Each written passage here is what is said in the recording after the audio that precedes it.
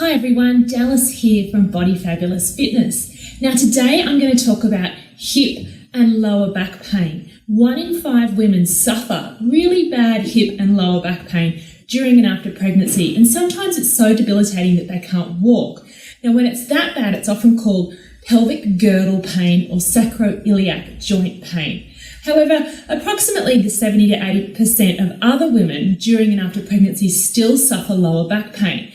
So if you're getting any symptoms where you can't stand on one leg, you're struggling to roll over in bed, you might have pelvic girdle pain. And I just wanted to let you know you can't stretch your way out of that pain. Some women get that pain around the hips and they think the only thing they can do is stretches such as this. So like big lunges where they drop down and they're opening up through these hips. That is a no-go, okay? What is happening if you've got really bad hip pain is the ligaments around your pelvis will soften to widen for the baby as it arrives, okay? Because that's relaxing in your system and there's inflammation. So what can often trigger it is if you're often doing long periods of walking, that pelvis is pretty much floating and it's walking. As you walk, it's rubbing back and forward, and that causes inflammation and can trigger that pelvic instability, or as they call SIJ or sacroiliac joint pain.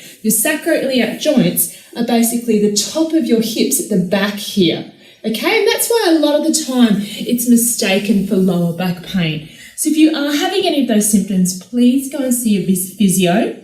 Please avoid any split kind of lunge movements, any long distance walking. And I know sometimes that's pretty hard if you're running around after a toddler or you need to walk to work, but you do need to modify that to allow the inflammation to go away.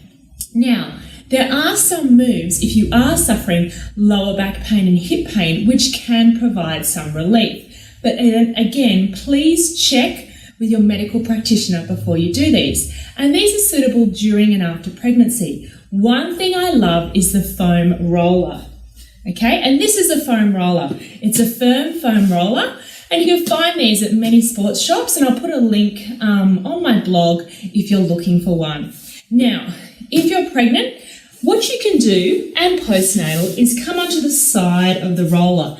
Now, I want you just to be conscious of your belly during pregnancy and after, particularly if you have any separation.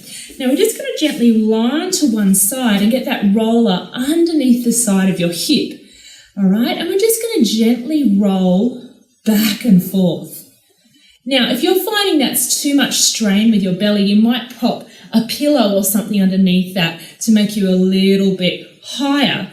But all you do is tend to roll back and forward on the side of the top of that hip, and it will be a little bit uncomfortable, and you just kind of find those little niggly spots and hold there.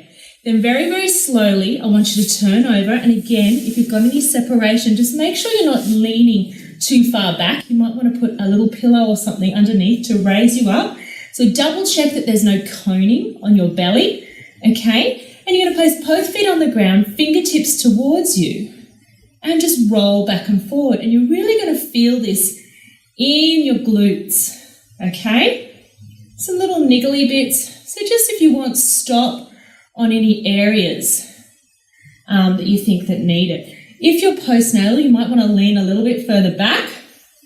Okay, again, just double check there's no coning in your belly as you do this. And you can roll along your glutes.